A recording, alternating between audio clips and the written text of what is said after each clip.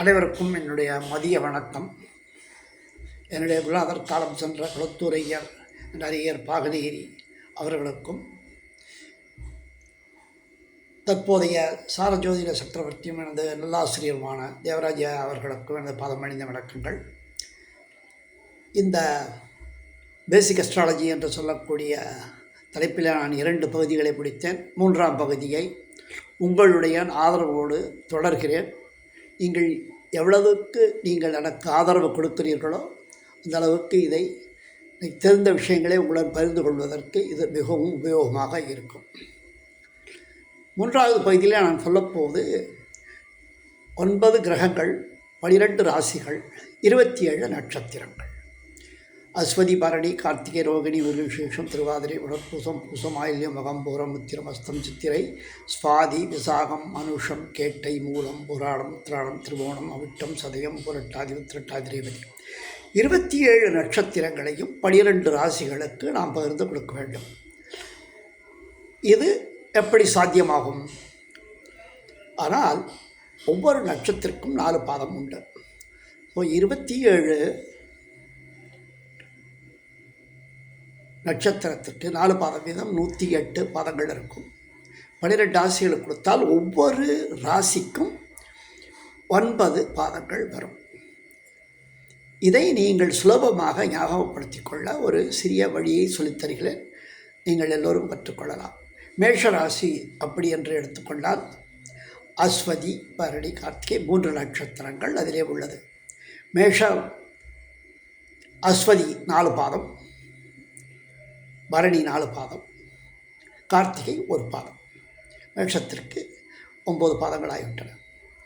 ரிஷபம் இதை எடுத்துக்கொண்டால் கார்த்திகை 3 பாதம், ரோகிணி 4 பாதம், மிருகசீரிஷம் 2 பாதம்.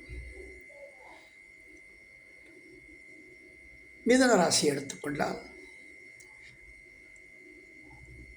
மிருகசீரிஷம் 2, திருவாதிரை 4, புனர்பூசம் 3. கடகத்தை எடுத்துக்கொண்டால் புனர்பூசம் 1, பூசம் 4, ஆயில்யம் 4, 9. உங்களுக்கு ஈஸியாக புரியும். 4, 4, 1, 3, 4, 2, 2, 4, 3, 1, 4, 4. திருப்பி நீங்கள் சிம்மத்திற்கு மேஷம், சிம்மம், தனுசு என்று கூறுவார்கள். மேஷத்திற்கு எப்படி ஆரம்பித்தீர்களோ அதே மாதிரி சிம்மத்திற்கும் தனுசுக்கும் நீங்கள் எடுத்துக்கொண்டே செல்லலாம். இதில் ஒரு விஷயத்தை நீங்கள் ஆவலத்துக்கொள்ளலாம். மேஷராசியிலே என்னென்ன கிரகங்கள் வருகிறது நட்சத்திரங்கள் மூலமாக? அஸ்வதி, பரணி, கார்த்திகை, கேது,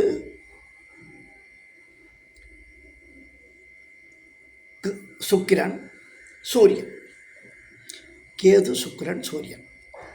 அடுத்த ரிஷபத்தில் என்ன இருக்கிறது? சூரியன், சந்திரன், செவ்வாய். மிதுனத்தில் என்ன இருக்கிறது? செவ்வாய், ராகு, குரு. கடகத்தில் என்ன இருக்கிறது? குரு, சனி, புதன். நீங்கள் எப்படியாக ஞாபகம் வைத்துக் கொண்டால் இன்னும் சுலபமாக உங்களுக்கு இந்த நட்சத்திரத்தையும் பாதங்களையும் நீங்கள் எப்படி வைத்து கொள்ளலாம் என்று உங்களுக்கு ஈஸியாக புரியும்.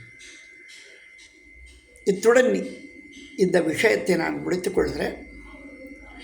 நீங்கள் இதை உங்கள் தெரிந்த நண்பர்களுக்கும் உங்களுடைய உறவினர்களுக்கும் சொல்லி, ஜோசியம், ஜாதகம் இது மிகவும் சிரமமான ஒன்று அல்ல. எளிதாக கற்றுக்கொள்ளலாம். யாரும் முயற்சி இருந்தால், முயற்சியும் பயிற்சியும் வந்தால் எதிலையும் நான் சாதிக்கலாம். மீண்டும் என்னுடைய குருநாதருக்கு வணக்கம் கூறி ஆதரவளிக்க அனைவரையும் வேண்டி, ஆதரவளித்து கொண்டிருக்கும் அனைவருக்கும் வணக்கம் கூறி அனைவரும் வாழ்க வளமுடன் கூறி இத்துடன் இதை முடித்துக் கொள்கிறேன். நன்றி, வணக்கம்.